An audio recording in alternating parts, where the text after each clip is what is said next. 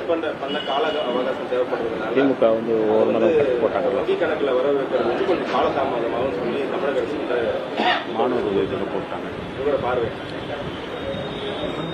நேற்று சட்டப்பேரவையில் நம்பிக்கை கோரும் தீர்மானத்தின் மீது உரையாற்றிய முதல்வர் கடந்த அரசு நடைமுறைப்படுத்திய திட்டங்களை இந்த அரசும் இடைநிறுத்தாமல் தொடர்ந்து நடைமுறைப்படுத்தும் என்கிற உறுதியை அளித்திருக்கிறார்.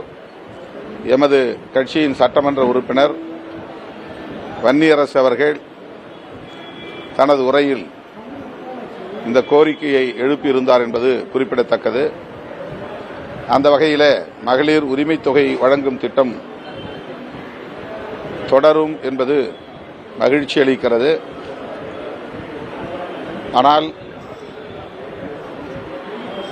மகளிர் வங்கி கணக்கில் வரவு வைக்கப்பட வேண்டிய நாள் சற்று தள்ளி போவதாக அறிவிக்கப்பட்டிருக்கிறது. என்றாலும் அது வழங்கப்படும் என்கிற உறுதி அளிக்கப்பட்டிருப்பதால் கட்டாயம் அது நடைமுறைக்கு வரும் என்கிற நம்பிக்கை உள்ளது. நடைமுறைப்படுத்துவார்கள்.